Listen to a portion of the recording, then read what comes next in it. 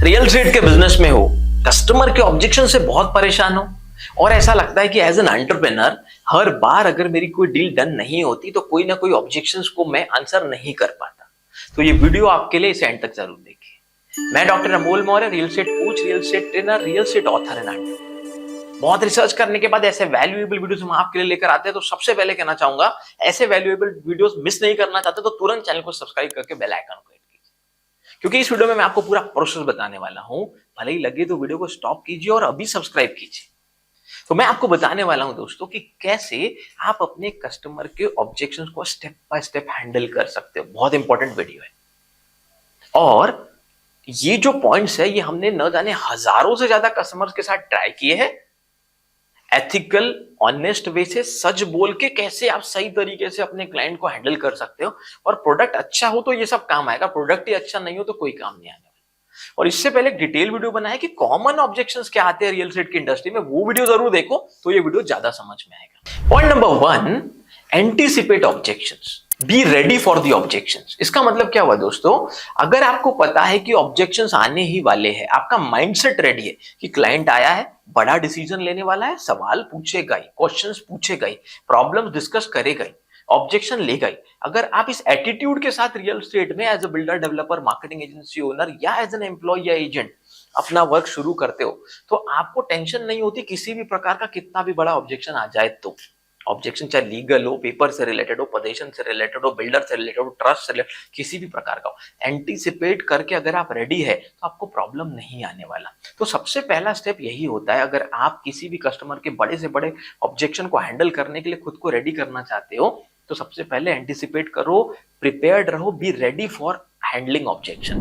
दोस्तों, कभी अगर आपने लाइफ में जब क्लाइंट आपके पास आए और आप एंटीसिपेट ऑब्जेक्शन आपने नहीं किया था, आप प्रिपेयर्ड नहीं थे, ऐसे समय आप अचानक से थोड़े घबरा गए थे या आपके चेहरे पे पसीना आ गया था, अगर ऐसा कभी इंसिडेंट आपके साथ हुआ तो जरूर कमेंट करके हमें बताइए कि सर 1 बार हुआ, 2 बार हुआ, 3 बार। Point number 2, listen actively. बहुत ध्यान से पहले सुनो अपनी कस्टमर की बात। दोस्तों, अगर आप अपने कस्टमर को as a builder, as a developer, as a marketing agency owner या एज एन एम्प्लॉय या agent of a real estate company ढंग से सुनेंगे नहीं, एक्टिव लिसनिंग करेंगे नहीं, उसके ऑब्जेक्शन को पहचानेंगे नहीं, तो क्या आपको लगता है कि आप उसको सही आंसर दे पाएंगे? कई लोग जो है वो ठीक से सुनते ही नहीं कि कस्टमर का प्रॉब्लम क्या है। जब आप कस्टमर को ठीक से सुनेंगे, अपने क्लाइंट्स की बातों को समझेंगे, तभी आप उसके ऑब्जेक्शंस का सही आंसर दे पाएंगे। और अगर इस प्रोसेस में आपको एक्सपर्ट बनना है तो अपनी डे टू डे एक्टिविटीज में आपको ये प्रैक्टिस शुरू करनी पड़ेगी। थोड़ा अपने पहले घर वालों को भी सुन लो, दोस्तों को भी सुन लो, हर बार बोलने की आदत काम नहीं आने वाली।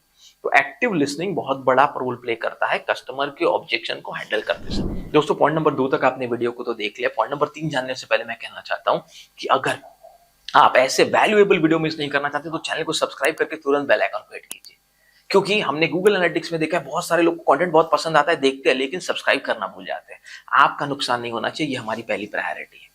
और वीडियो को लाइक जरूर करें। Point number 3, ask clarifying questions.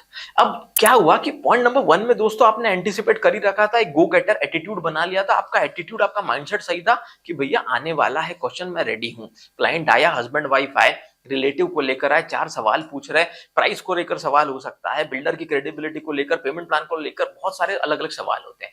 लेकिन अगर आपने क्लैरिफाइंग क्वेश्चन पूछने की टेक्निक सीख ली, आप उससे पूछो, क्या आप 3 BHK 1600 स्क्वायर फीट का ही ढूंढ रहे थे, जो मैं समझ पा रहा हूं आपकी बातों से। तो अगर आपने पहले 10-15 मिनट उसकी बातों को समझा, कनेक्शन बिल्ड किया, रेपो बिल्ड किया, उसके बाद क्लैरिफाइंग क्वेश्चन पूछे कि उसका जो ऑब्जेक्शन है, क्या आपको लगता है कि आपको लिफ्ट को लेकर ही कोई डाउट है? मान लीजिए 6 पैसेंजर की लिफ्ट, 8 पैसेंजर की लिफ्ट, 10 पैसेंजर की लिफ्ट, जो भी होगा। तो क्लाइंट का कहना था जिस बिल्डिंग में रह रहे हैं वहां 6 पैसेंजर की लिफ्ट है जो छोटी पड़ती है, तो वो 8 पैसेंजर की लिफ्ट मिनिमम ढूंढते थे। तो उस समय आप उन्हें बोलिए ठीक है, मैं मेरी कंस्ट्रक्शन टीम, ऑपरेशन टीम से क्लैरिफाई करके आपको बताता हूँ। साइज तो यहाँ ऑलरेडी मेंशन्ड है, पर एग्जैक्ट कैपेसिटी ऑफ पर्सन मैं आपको क्लियर कर देता हूँ। ऐसे बहुत छोटे बड़े ऑब्जेक्शंस आते हैं जब भी क्लाइंट विजिट के लिए आता है, क्लोजिंग के लिए आता है, तब क्लैरिफाइंग क्वेश्चंस बहुत बड़ा रोल प्ले करते हैं। उनके ऑब्जेक्शंस को समझना और फिर से क्लैरिफाइंग क्वेश्चंस पूछना, ये बहुत इंपॉर्टेंट है एक एजेंट के लिए या एक रियल एस्टेट एंटरप्रेन्योर के लिए। दोस्तों, क्लैरिफाइंग क्वेश्चंस बहुत बड़ा रोल प्ले करते हैं। अगर आप क्वेश्चन से फिर से उसके ऑब्जेक्शंस को क्लियर नहीं करते और फिर सॉल्यूशन प्रोवाइड नहीं करते, तो आप बहुत बड़ी गलती भी कर सकते हो। वहां से कस्टमर सीधा मना भी कर सकता है या डील को छोड़कर या विजिट से वापस जा सकता है। अगर ऐसी कभी गलती की आपने और क्लैरिफाइंग क्वेश्चंस नहीं पूछे हैं तो कोई बात नहीं, नेक्स्ट टाइम जरूर पूछिए, लेकिन ये गलती एक बार, दो बार, कितनी बार आपसे हुई जरूर कमेंट करके हमें बताइए। दोस्तों चौथा पॉइंट इस पूरे प्रोसेस में, एक्नॉलेज, डोंट डिनाई। बहुत सारे लोग क्या गलती करते हैं, क्लाइंट ने कहा कि मुझे प्राइस ज्यादा लग रहा है, क्लियर बोल देंगे कहाँ प्राइस ज्यादा लग रहा है, उसे एक्नॉलेज करो, मैम मेरा प्राइस ज्यादा नहीं है, लेकिन आप चाहते हैं तो मैं आपको इस पूरे एरिया के 10 प्रोजेक्ट थोड़ी सी 5 मिनट देंगे तो डिटेल देना चाहता हूं, और अब बताइए अगर ये स्पेसिफिकेशन, ये क्वालिटी इस रेट में मिल रही है तो मेरा ये प्रोडक्ट इस स्पेसिफिकेशन के साथ, इस मटेरियल के साथ, इस क्वालिटी के साथ, अंदर के इतने इंटरनल बेनिफिट्स के साथ, इतनी एमिनिटीज के साथ कैसा है। आप पहले एक्नॉलेज कीजिए। एक्नॉलेज करने का मतलब होता है कि आप सही बोल रहे हो, आप गलत नहीं बोल रहे हो। कोई भी क्लाइंट अगर अपना ऑब्जेक्शन रखता है और आप डायरेक्टली डिनाई कर देंगे, नहीं नहीं ऐसा तो नहीं है, नहीं नहीं मेरी क्वालिटी अच्छी है, क्यों अच्छी है, कैसे अच्छी है, अगर आप समझाते, पहले एक्नॉलेज करते हैं, ठीक है मैम अगर आपको ऐसा लग रहा है तो मैं एक काम करता हूं, जो हमारे यहाँ के साइट इंजीनियर है उनसे मिलवा देता हूं, जो हमारे कंस्ट्रक्शन डायरेक्टर या हेड है उनसे मिलवा देता हूं।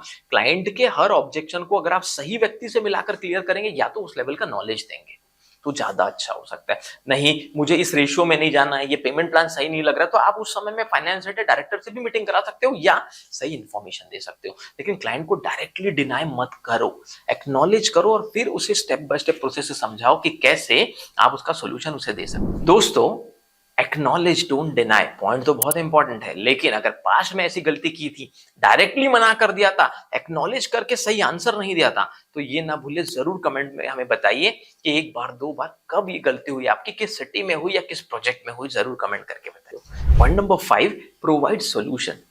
दोस्तों अगर आप एक top class real estate entrepreneur बनना चाहते हो, फर्क नहीं पड़ता बिल्डर हो, डेवलपर हो, एजेंसी के ओनर हो, एम्प्लॉय हो या एजेंट, आपको सही सोल्यूशन देना पड़ेगा। अगर आप क्लाइंट के पेन पॉइंट और प्रॉब्लम को समझ पाए, चाहे कॉलिंग के दौरान हो, साइट विजिट के दौरान हो, फॉलोअप के दौरान हो या क्लोजिंग के दौरान हो, सही तरीके से जब आप उसे समझ जाते हो और सही सोल्यूशन प्रोवाइड करते हो, इसीलिए तो आज रियल एस्टेट एडवाइजर्स की डिमांड है, रियल्टर्स की डिमांड है। एजेंट और ब्रोकर की तरह अगर सिर्फ बेचने पे फोकस करोगे, लेकिन अगर कस्टमर के पेन पॉइंट और प्रॉब्लम पे फोकस नहीं करोगे तो आप जल्दी डील नहीं कर सकते। ऑब्जेक्शन को किल करना है, सोल्यूशन प्रोवाइडर बनो। सोल्यूशन प्रोवाइडर वही व्यक्ति हो सकता है जिसे प्रोडक्ट का डेप्थ नॉलेज हो, और ये सब तब होगा जब आप खुद को सिखाएंगे, खुद को अपग्रेड करेंगे, खुद को ट्रेन करेंगे। जितना सीखेंगे उतना इनकम रियल एस्टेट में ग्रो होगी। तो अगर दोस्तों आपको लगता है कि किसी और टॉपिक पर आप हमारे वीडियो देखना चाहते हैं तो जरूर कमेंट करके हमें नीचे बताइए कि कौन से टॉपिक पर आप चाहते हैं हम आपके लिए आगे वीडियो लेकर आए। अभी तक जो प्यार आपने दिया, जो सपोर्ट आपने दिया, उसके लिए बहुत धन्यवाद। चैनल को सब्सक्राइब करके बेल आइकन को हिट करना ना भूले।